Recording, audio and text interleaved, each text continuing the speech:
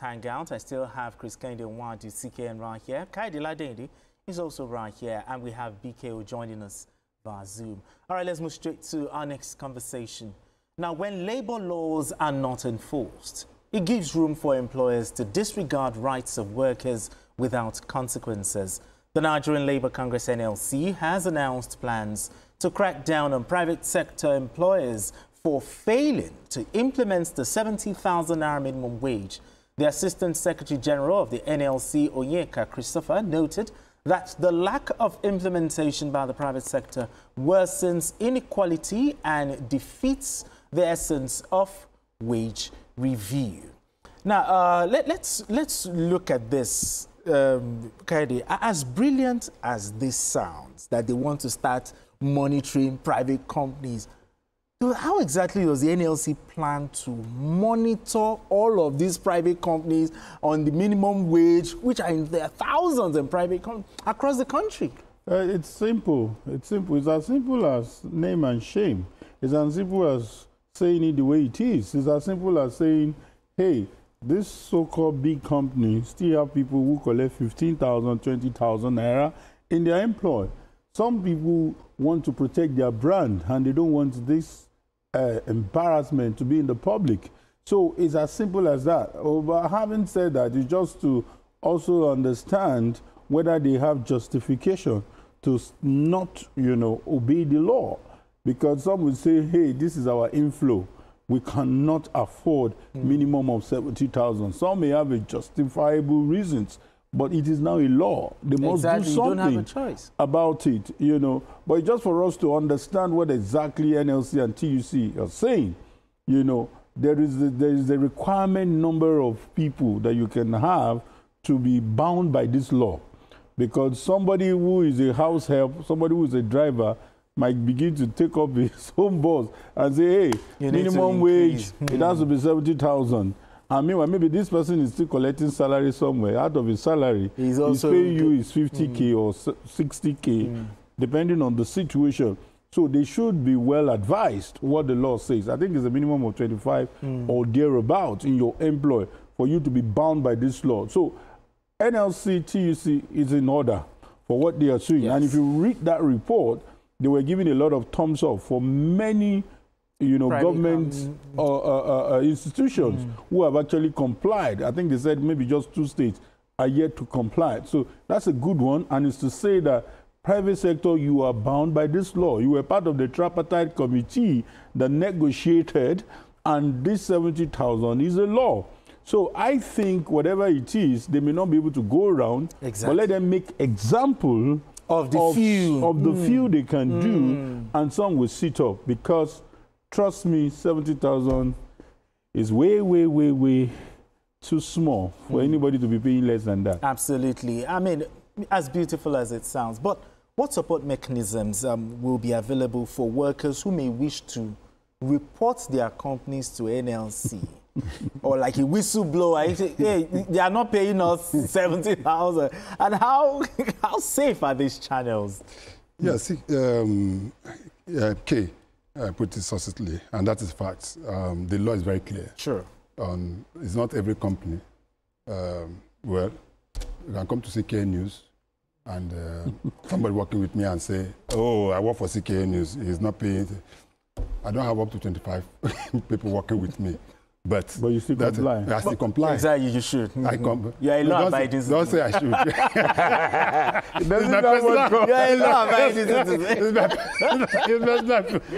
If you cannot accept what I want to give you, then you can well leave. But I try as much as possible to comply with that, because just as he said, 70,000 naira can't even buy you a bag of rice in Nigeria. That is just it. Now, but even let us even in take some it, states. And depends on the kind of rice. Yes, it depends on the kind of rice.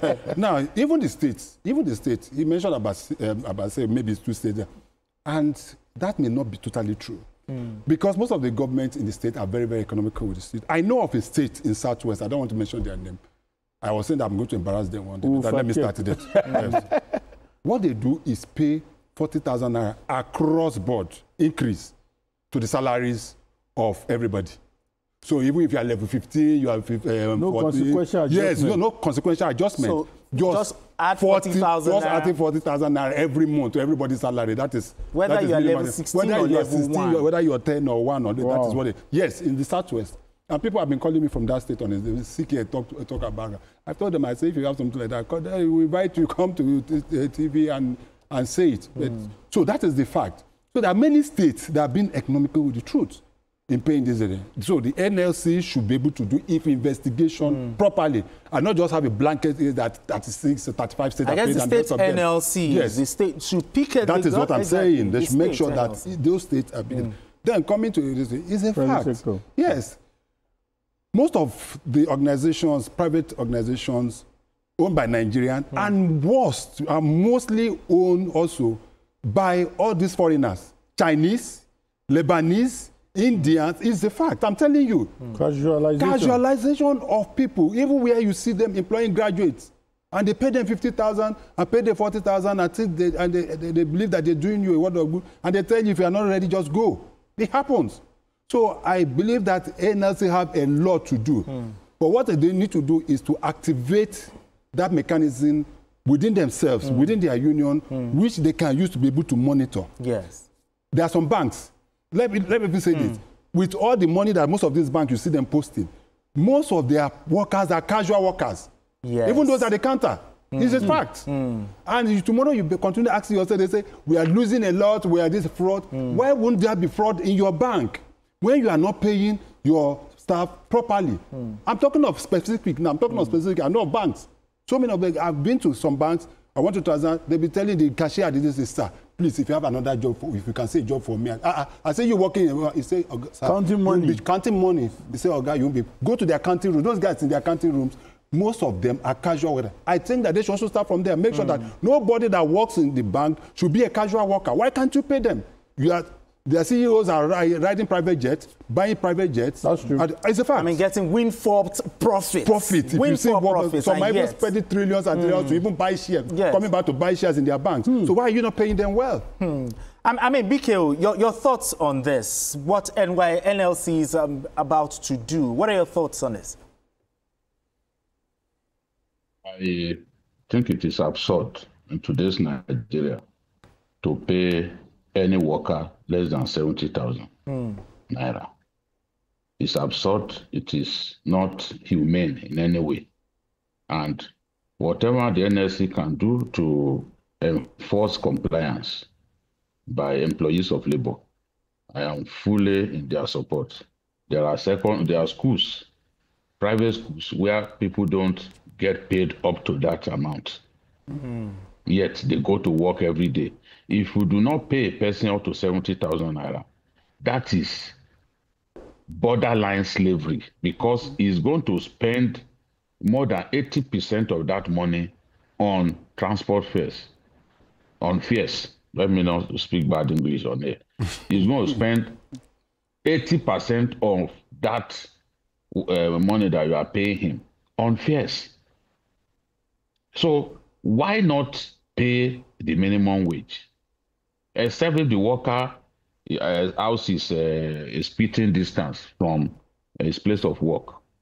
Even at that, for the worker to be able to deal with some needs, send children to school and all that, they need to be paid proper wages. So I am fully in support of NLC. Why should we have a situation in which you are paying people as little as 20,000 naira, as little as 15,000 naira in today's Nigeria? Yeah. I'm happy about the compliance level from the states, because some states were not even paying the old minimum wage, not to talk of the new one. Yes. Yes. And in a state like Zamfara, for example, the governor told them that, look, I will pay, but we have to do some rationalization, right sizing of the civil service, because we have cases both at federal level and at state level of people of states carrying dead woods in the civil service, putting people in the employment whom they do not need. A situation in which you have drivers, maybe 15 drivers in one office. and the official cars that are there are no more than 7 or 8. So what are you doing with everybody? We are a very wasteful people. So if you have too many people, far more than you need, you should allow them to go so that you can pay living wage to the people who are left. And this applies both to the federal, state, and even the private sector. So the private sector are the most guilty when we are talking about these slave wages being paid to people. But they were represented in the tripartite meetings that were held before we arrived at this minimum wage. And they know that is the law. Our labor laws are too weak. Nobody will try this in South Africa. Nobody. Our labor laws are too weak. The law provides that the Minister of Labor must enforce compliance with the minimum wage. Do we see the Minister of Labor enforcing compliance? The answer is no. But the law permits the Minister of Labor to make sure that every employer of labor complies with the law. But that is not happening. NLC has cadres that it can use to enforce compliance. Workers are far more than employers of labor in our country. Exactly. So if they want to enforce at state level and local government level, they have the cadres that they can use to enforce compliance. Why should anybody be paying 20,000, 25,000 in this age? It's crazy. I can't believe it. Yes. I mean, Biko made a very, very cogent point. Do you think the Ministry of Labor and NLC should go out to do some sort of joint inspection, joint enforcement of this? Not just NLC, there's also TVC. Exactly. There's NECA. There's other relevant bodies. But the Ministry of Labor and Employment should lead the fight. Of course, once that has been signed into law, then it goes on everybody. Although from day one, I've always said it, that this issue of putting everybody under one blanket is not good for us. I personally feel that every state should be allowed to be able to look at what it can pay. That's my personal opinion right from day one. Because, for goodness sake, although now they are earning more, they are earning more 3 times more. Yeah, exactly. But if you look at it, if you look at some smaller states and see their IGR on a monthly basis, and coupled with what they are getting from the federal boss, you cannot compare them with the A-list states. Yes. A-list states like Lagos State, like Rivers State, like Akwa Ibom, like Delta. You understand? Ogun State. Ogun State too. Yes. You know, you cannot compare them with a state like mine. Ekiti, Imo, and the rest of them. Imo State. Everybody knows like I'm an Obo boy. Imo State. You understand what I'm trying to say? Because most often than it will be difficult, and that's what I've always said. So since we are running a federation, on the issue of salary, I think that can also. Although in United States, there is a minimum wage for everybody. There they work hourly, and their payment is always hourly. I think US is about $12 or whether it's increased to $15 now per hour. Yes, but with the issue of now making a big blanket of it and say, oh, it must be 70,000, because why they are paying now is because of what they are earning from the federal pause with the removal of subsidy and the rest of them. Before it was removed, most of them were finding it difficult to pay 30,000 naira. In fact, the 18,000 that was agreed before, was it 18,000, right? Some of them were finding it difficult to pay. So, but how long are we going to operate this system? That is my personal opinion on this.